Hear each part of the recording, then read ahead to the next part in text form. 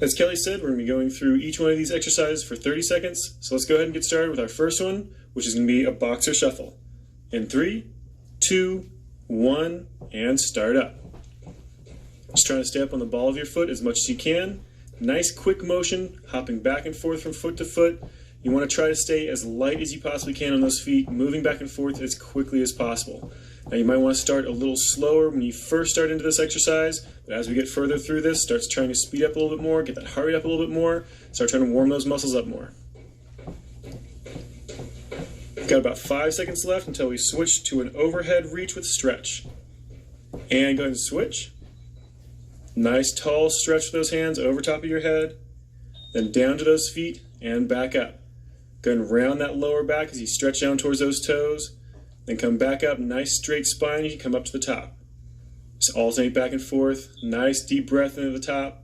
Exhale as you go down towards those toes. Just make sure you're keeping the motion under control, nice and slow. You don't want to get those arms out of control and just swing them around. You always want to make sure those arms are under control. And let's go ahead and switch to a slow high knee march. Just pulling those knees up nice and high. Remember, this is a slow high knee march, so you're mainly focusing on trying to get as much range of motion in those legs as you can, as opposed to trying to move quickly and really trying to get that heart rate up. Don't worry, those muscles used in this exercise will do just fine getting that heart rate up and just fine getting that core temperature up. Got about 5 seconds left until we switch to a torso twist. And switch it. Nice slow rotation left to right. Again, you're moving slowly, but you're trying to focus on getting as much range of motion as you possibly can. You can let those hips rotate left to right a little bit if you want to get those hips into it a little bit more, that hip socket. Otherwise, you can keep those hips perfectly parallel to the wall or to the ground and just rotate from that torso, keeping those hips stationary. Now you got about 5 seconds left until we switch to an alternating toe touch. And go ahead and switch it. This is an alternating toe touch kick, so that leg's going to come up in front, reaching down towards that foot with the opposite hand. Again, nice controlled motion. You don't want to just kick that leg uncontrollably. You want to feel like you can almost stop at any point through this motion and hold it. You should feel a little bit of a stretch to that hamstring as you reach down towards that toe. And the main thing, though, is trying to warm up that lower back and those glutes as well as that hip flexor in the front, trying to really get everything nice and limber. And switch to a full torso circle next. Going all the way around a nice big circle, pausing at the top, stretching that chest down towards those toes, keeping a relatively flat back. Legs nice and straight, maybe just a tiny, tiny bit of a bend in those knees, but otherwise pretty much perfectly straight. We've got a lateral step toe touch coming up next. And go ahead and switch it. Just stepping back and forth, nice slow controlled motion again, but you want to again start trying to work that range of motion.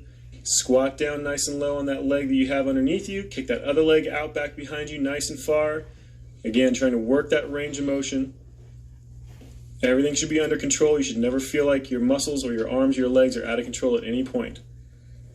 All right, moving on to squats next in just a few seconds. And go ahead and switch it. This is just a traditional squat, nice and deep. You want to keep those feet just about shoulder width apart, dropping those hips down nice and low. Again, focusing on range of motion. You want to try to get those hips as low as you possibly can, as low as is comfortable for those hips and those knees. Make sure that back stays nice and flat, even though you're not using any weight above your shoulders. It's always a good idea to practice good squat form. We're moving on to jumping jacks in just a second. And go ahead and switch it. Just a regular jumping jack. There's a lot faster motion, so really be careful not to let those arms and legs go out of control. You want to keep that arm really nice and rigid, contracting that bicep and tricep as well as that shoulder muscle. You want to make sure those legs are nice and controlled as well.